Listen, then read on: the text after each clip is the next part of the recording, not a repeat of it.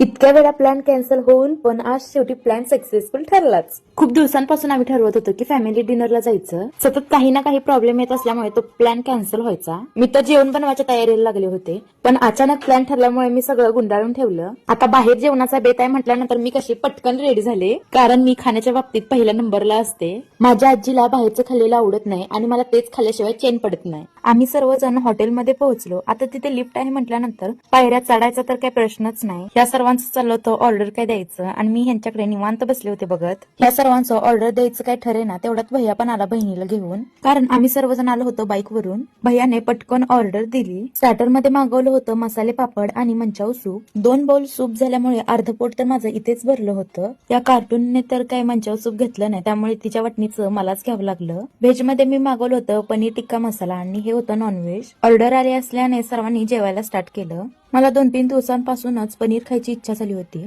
मोठ्या थाटेने पनीर ऑर्डर केलं आणि ते काय मला संपता संपेना. मजा मस्ती करत फॅमिली सोबत टाइम स्पेंड करून आमचा हा डिनर सक्सेसफुल झाला. खरा टिश्यू पेपरचा यूज तर मी केलाय. आता जेवण तर झालंय म्हटल्यानंतर शेवटी कोल्ड्रिंक तर पाहिजेच. माझ्या टांसा सुजल्या तरी चालेल, पण कोल्ड्रिंक काय सोडायचं नाही. यानंतर आम्ही सर्वांनी फोटो क्लिक केले, ते तुम्ही व्लॉगच्या शेवटी बघा. माझं पनीर शिल्लक राहिलं होतं, त्यामुळे आम्ही ते पार्सल घेतलं. त्या ब्लॉगचा शेवट करूया हे चॉकलेट पान खाऊन. जसे तुम्ही इन्स्टाला सपोर्ट करताय तसेच मला युट्यूबला पण सपोर्ट करा.